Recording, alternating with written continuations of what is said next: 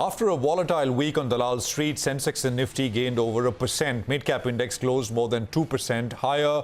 IT real estate stocks led the up move. Hello and welcome to a fresh new edition of Taking Stock, the show where we review the week gone by, but more importantly, prepare you for the week which is in front of us. We'll get you fundamental opinion and we'll talk about technicals as well. I'm Prashant, as always, with me, my colleague Surabhi Upadhyay. Hi, Surabhi. Hi, Prashant. Well, interesting week, some consolidation, but more or less the bias continue to be on the upside. We have lots to go over and plenty of opinion lined up for you as always. We will speak with, of course, Mihir Vora of Max Life Insurance as well as Rohit Srivastava of India Charts. And then, of course, you will hear lots of voices. Kenneth Andrade of Old Bridge Capital Management, Enam Holdings, Sridhar Sivaraman, Prateek Gupta of Kotak Securities, as well as Rahul Chadha of Mirae Asset Global Investments. But before we get to all of that opinion, let's take a look at what happened this week. So yes, consolidation with a positive bias, as I said. And I guess the question before the market is now what next? Budget done, earnings done. Now, what's the next big trigger? Well, if we talk about, of course, the trends that we saw, it was largely very, very granular. More or less, if you're looking at the indices, then between the Nifty, the Bank Nifty and the mid-cap index, the gains would be between 1 to 2%. But very stock-specific in terms of the action, as the market was reacting to a whole host of earnings that came through. So actually, speaking of earnings, it's been a mixed bag, as usually is the trend towards the fag end of earnings season. So you had hits like Tata Steel, Motherson Sumi, Voltas, Bata, a lot of these companies came out better than expectations. And then you had the misses, you can say, ACC, Ashok Leyland. ITC didn't exactly fire up the street on Friday. Britannia's numbers left more sort of to be desired. So those were some of the earnings reactions that we got. The good news for the market is that the money is still coming in. FIIs have been buyers every single day of the week. And the tally now, if you're looking at the monthly tally, then for the month of February so far, we've already crossed 20,000 crores, almost 20,600. And that's already above the total January number. January, we were closer to 19,500. In terms of the FPI flows. So the money is definitely not a problem. But let's now get to the stock-specific action of the week. Agam has those details. Agam. This is a week where we saw more gainers than losers, and in the index movers, let's take a look at all the stocks that outperformed. So Hindalco did move up around 11%, and we did see solid support from Reliance Industries and Adani Ports as well. 5% growth for Bajaj Finserv and ICICI Bank. But on the losing end, a 7% decline for the likes of IOC and ITC, with Coal India, Eicher Motors and NTPC also weighing down on the indices. Let's take a look at the mid-cap gainers. A staggering 67% gain for Magma Fincorp through the course of the week, and another 30% upcoming in for Mangalore Chemicals. Ramco Cement and Tata Chemicals not too far behind, but Magma Fincorp, as you can say, clearly stands out. And on the losing end, as far as mid-cap losers go, well, we are looking at Birla Soft under pressure in double digits, 7% declines for NLC India, JK Tyre and Cummins, among others. But on the whole, it's been a good week, especially for those who are betting on the upside. Oh, absolutely. I mean, betting on the upside, what else is there to do? Agam, thanks very much for that. You know, Surabhi, this is the best two-week return post-budget over the last 8 years. And, you know, the graphics will come up on your screen.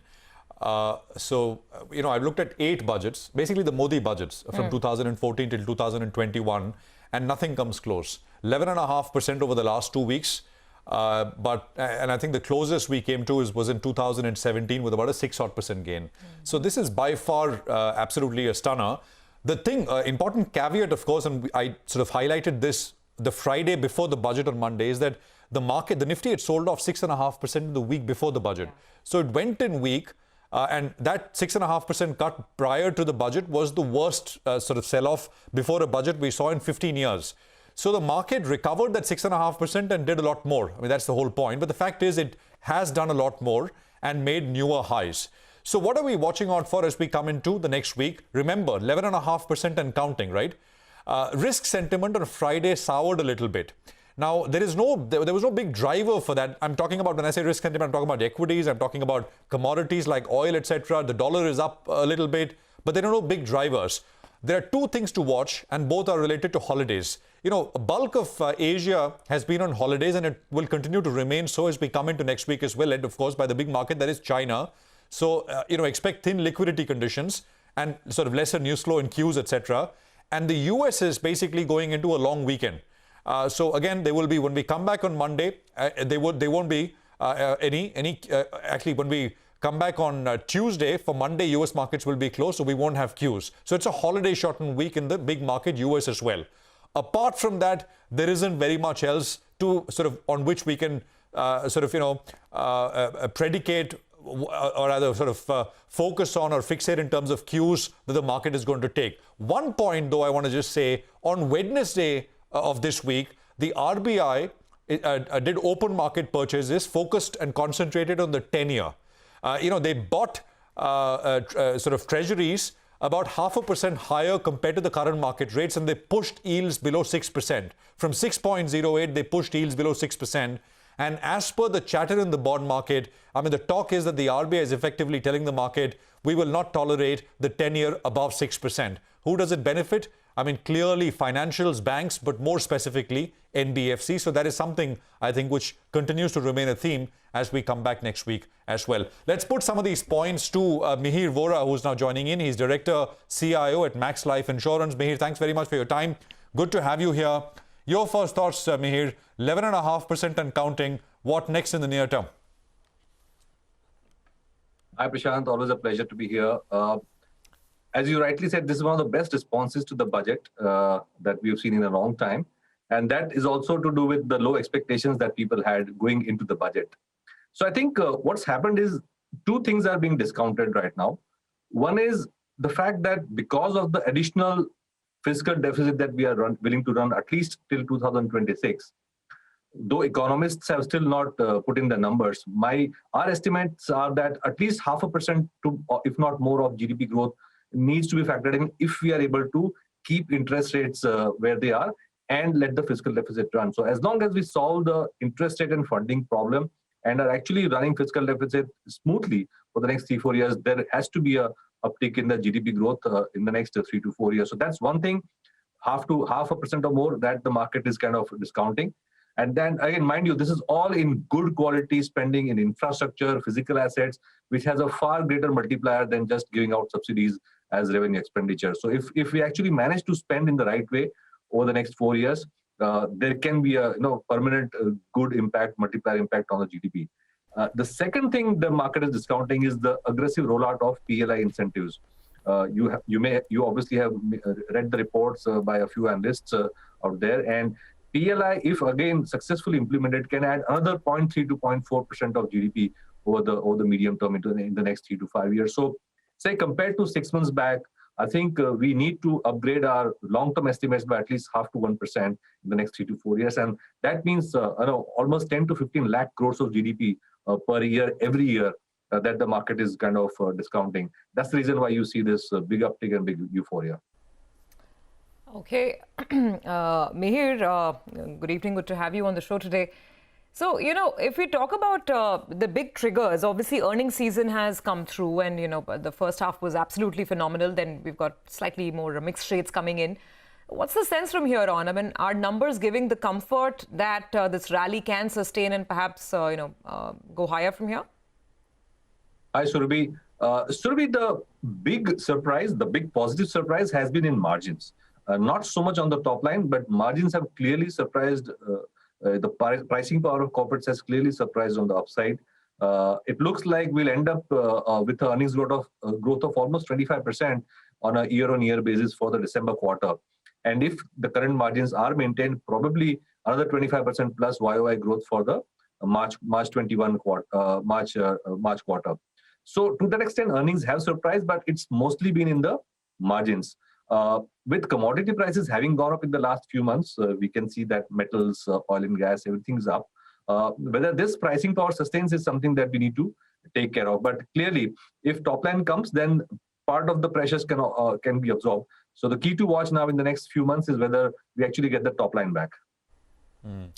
I just want to sort of get your attention towards financials, but let's set this up. My colleague Nimesh is standing by. And he sort of gets you the most sort of standout brokerage note every day. And what stood out to him this week was the note from Morgan Stanley on NBFCs, where they're saying that vehicle financiers in particular are starting a new upcycle. Nimesh, over to you.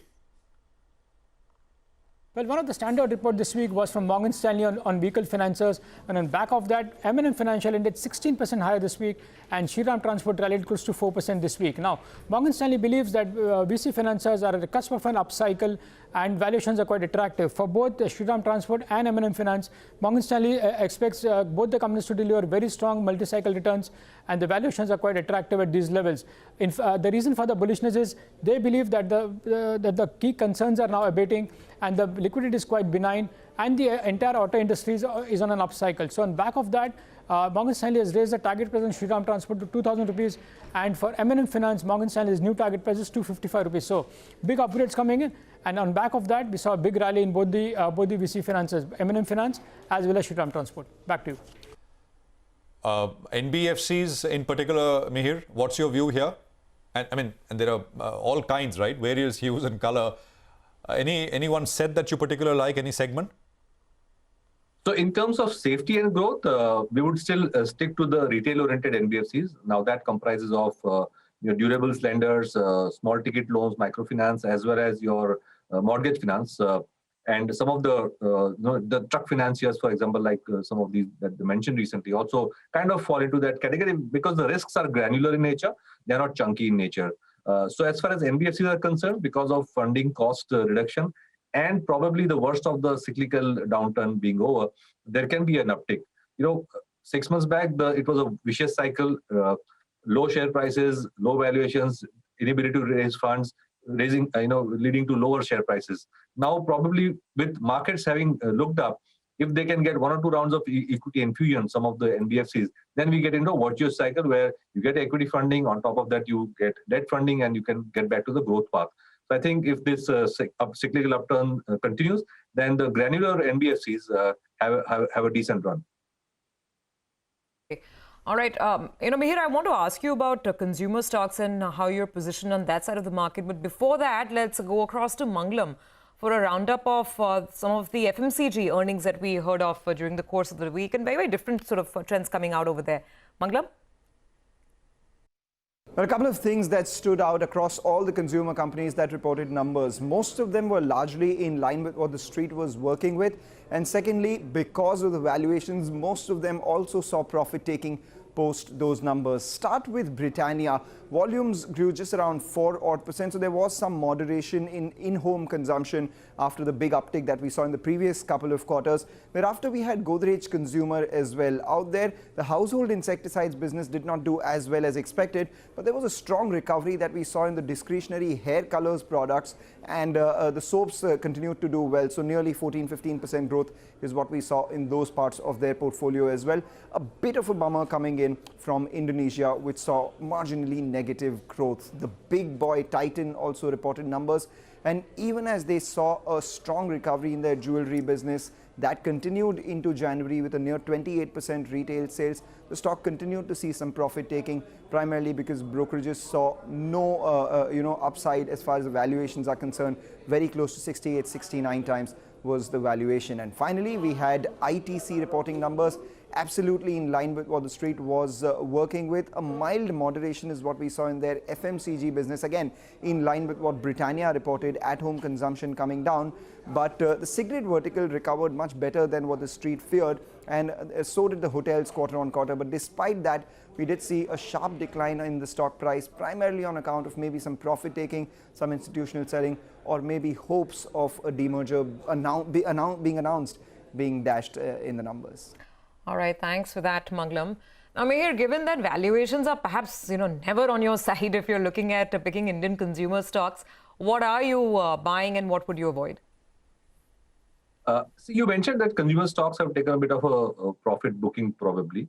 I think there are 2 factors here. One is that because of the budget and the impact that it had on the long-term cyclicals, especially the infra, financials, etc., those kind of sectors, there is a good chance that there is a rotation away from the defensives to the cyclicals. So it may not be just because of FMCG results. We might actually be seeing portfolio shifts into more aggressive, into more cyclical kind of companies. That's the reason there are places like pharma or FMCG where you would take money off if you want to be more aggressive on your overall portfolio positioning. So that's one reason. The second reason I can see is that except for tractors, there has been some amount of a dampening in the rural numbers as far as employment is concerned. So I'm just beginning to wonder whether there is a trend where the rural economy probably is kind of past its peak. Manrega demand, if you see, has been going up. The Manrega jobs offered have been reducing. So to that extent, there might be some moderation in the uptick in the income levels in the rural over the last few months. This is just a hypothesis. I'm just waiting for more data points, but that's another potential reason that I can see. Any other 30 seconds, Mihir, any other part of the market where you still see absolute upside from here, even after the run-up? I think corporate, good private sector, corporate-oriented banks still have some upside because we are still talking about good growth and the thematic of market share away from PSU banks. PSU banks probably will just end up getting capital to make them survive. They're not going to be growing very fast very soon. So the corporate-oriented banks continue. We can see some value even right now in some part of the auto segment. If there's a cyclical upturn, commercial vehicles do make sense. Tractors, of course, have been doing well. So there are pockets of value. Infrastructure, some of the large infrastructure stocks, especially in the EPC segment, I'm not talking about asset owners, but the EPC segment are still very cheap compared to their historical valuation. And if you are talking about a 5-year upturn, then there is no reason to think why the valuation re-rating cannot happen in these segments. Mihir, it's a pleasure as always. Thank you very much for joining us and running us through what you make of things from here out. We'll take a very quick break here. Technicals in focus next. Rohit Srivastava in just a bit.